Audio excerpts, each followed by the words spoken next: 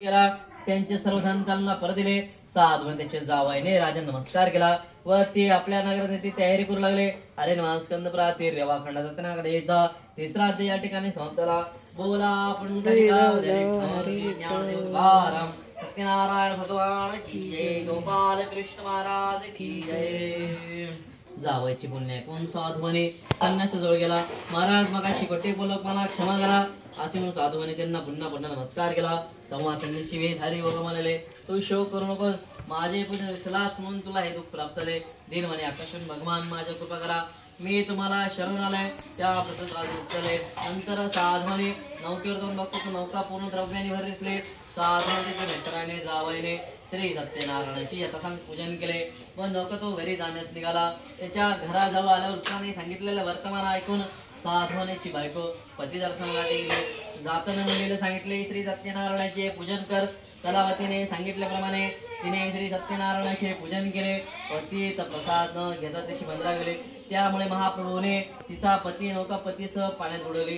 ते पाहून कलावती शोक आणि बनली पडली. भयभीत झाली.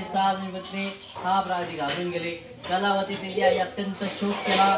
कलावती सती जाणे सिद्ध झाले. साधूने संकट टाळेल मी सत्यनारायणाचे पूजन करेन. आकाश मन म्हणाले, साधू तुझी कन्या ही सत्या करून पतिव्रती झाले, त्यामुळे हा प्रकार घडला आहे. ती घरी जाऊन तीर्थ प्रसाद घेऊन येईल, तिचा पती निश्चित प्राप्त होईल. या आकाशातून कलावती घरी गेली. तीर्थ प्रसाद भक्षण केला, बंदरावर गेले. तिचा पती स्वप्नात पडला. मग त्या घरी गेले. साधूने प्रत्येक पौर्णिमेला संक्रांतीने नवरात्रीला तो पूजा करू लागला. शेवटी तो सत्य देवाच्या लोकात गेला. अरे नमस्कंद प्राती रेवा खंडाचा चौथा अध्याय ठिकाणी समाप्त झाला. बोला पुंडलिका वजरिष्ठ श्री ज्ञानसुधाराम सत्यनारायण भगवान की जय. गोपाल कृष्ण महाराज की जय. अध्याय 5 शेवटचा. तो पुढे सांगतात, मुन्यो मी आणखी एक सत्यनारायणाची कथा सांगतो ऐका. पूर्वी एक अंगद नावाचा राजा होऊन गेला.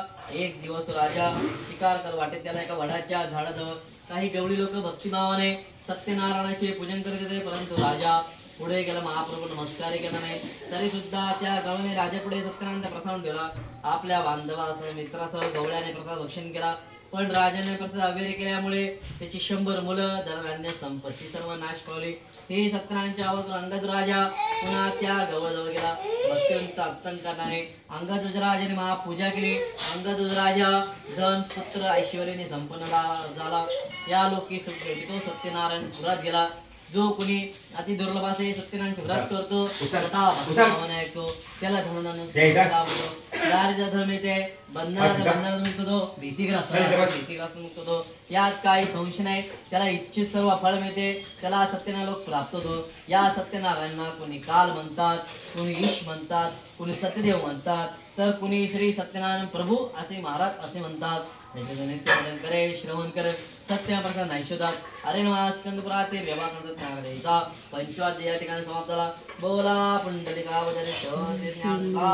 सत्यनारायण भगवान की जय. गोपाल कृष्ण महाराज की जय. स्वामी समर्थ महाराज की जय.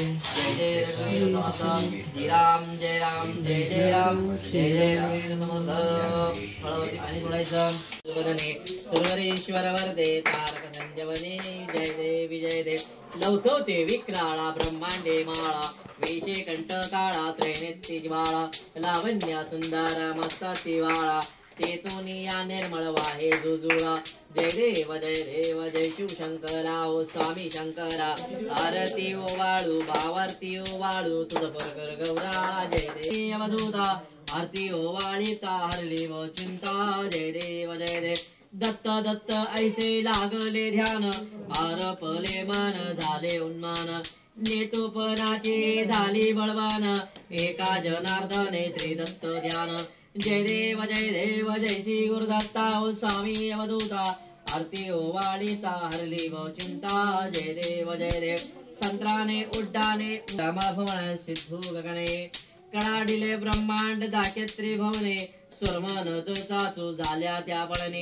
जय देव जय श्री हनुमंता ओ स्वामी हनुमंता तुमचे प्रसादे नाभिकृतांता. जय देव दुमदुमाते. जय देव जय पांडुरंगा ओ हरि पांडुरंगा.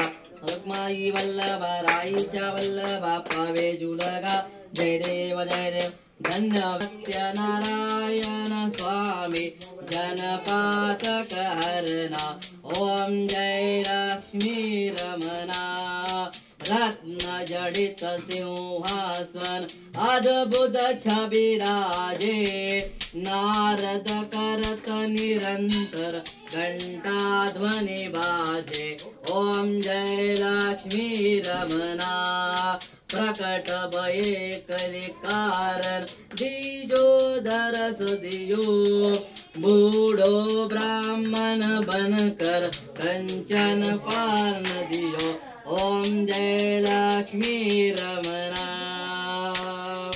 वैश्य मनो